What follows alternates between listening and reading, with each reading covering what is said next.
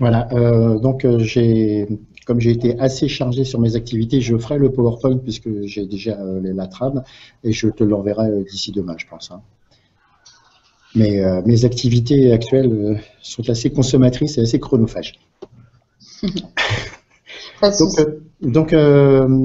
La partie extrêmement intéressante dans la partie, on va dire, dans la contexte innovation, une fois qu'on a identifié, borné, cadré ou détouré, il y a les impacts de ce que l'on va réaliser, les impacts de ce que l'on va faire, de ce que l'on veut faire, de ce que l'on souhaite faire.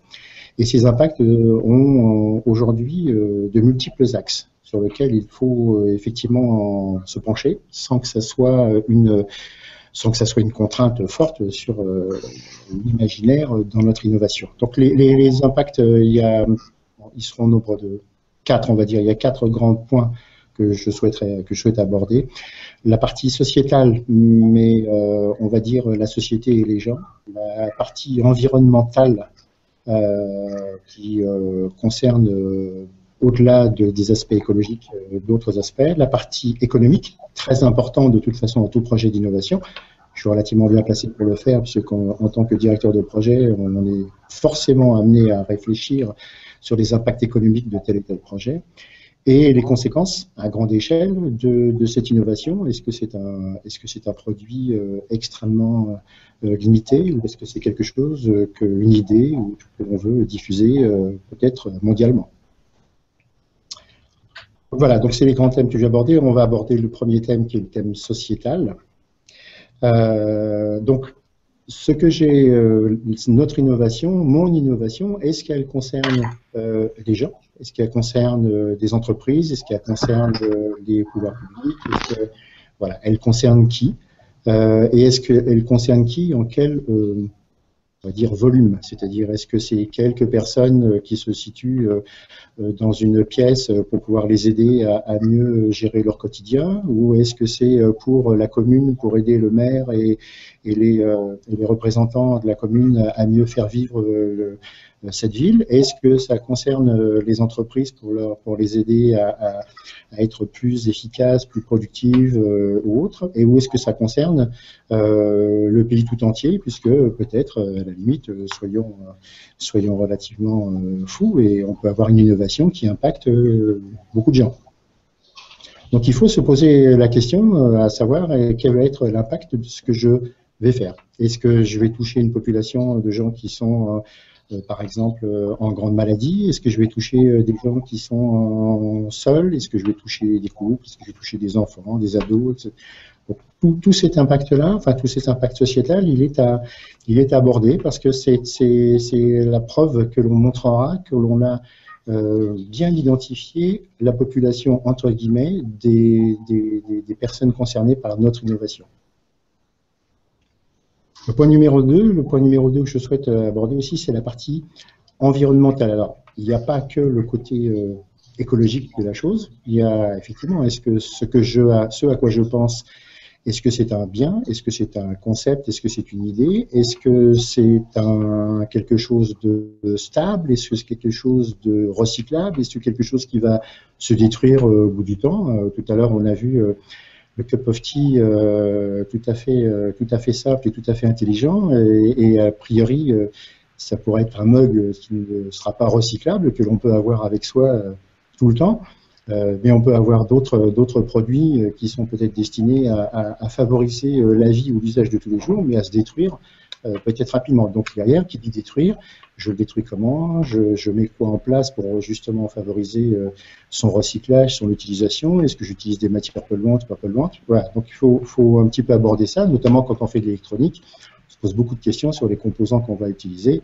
Et si on veut faire du développement à très grande échelle sur un produit donné, comment à grande échelle je vais éviter de polluer la nature?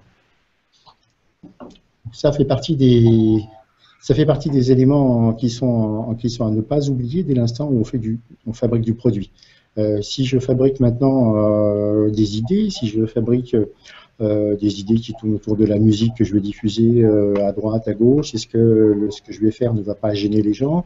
Est-ce que si mon idée c'est une voiture électrique qui se déplace toute seule dans la ville et qui est là pour aider les personnes qui sont en grande difficulté pour marcher ou les personnes âgées, est-ce que j'ai bien réfléchi à comment je vais mettre en place mes circuits, mes tours, mes déplacements de ces véhicules-là, comment je vais les recharger, qu'est-ce que ça représente en termes de mise en œuvre de moyens à l'extérieur? Est-ce que je vais être obligé d'empiéter sur les surfaces de la ville pour installer des bornes de chargement, etc., etc. Donc tout ça, il faut envisager la place que va prendre dans la vie de tous les jours notre innovation.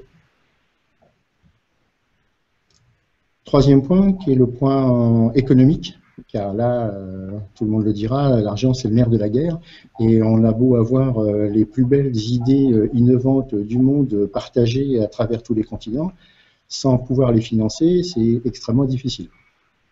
Même avec du microcrédit, il faut quand même beaucoup travailler sur cet aspect-là, parce qu'à un moment donné, on va être amené à vouloir faire, à vouloir réaliser, et quand on va réaliser, il faudra qu'on ait quelque part un soutien financier pour pouvoir commencer à fabriquer quelque chose si notre idée est une idée qui de toute façon repose sur des biens, sur des produits. Là, la réalité économique, elle est aussi importante. Est-ce que mon idée concerne les gens, tout le monde, toute la société? Est-ce que mon idée concerne que les entreprises pour les aider sur un certain nombre de choses? Est-ce que mon idée est que pour les pouvoirs publics, pour améliorer la vie de tout le monde, mais gérée par les pouvoirs publics? Donc, dans ce cas-là, ça veut dire qu'il faut qu'ils sachent comment trouver les financements, eux, pour mettre en œuvre notre idée. Et souvent, les communes, le seul financement qu'ils ont, c'est les impositions. Donc, quel est l'impact derrière que ça peut avoir si notre idée, elle est malgré tout innovante, mais elle a un coût?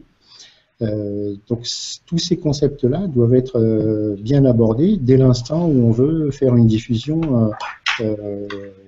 on va dire large, de notre idée, de notre innovation, de ce que l'on veut mettre à disposition d'autrui. Donc l'aspect économique, il est absolument important.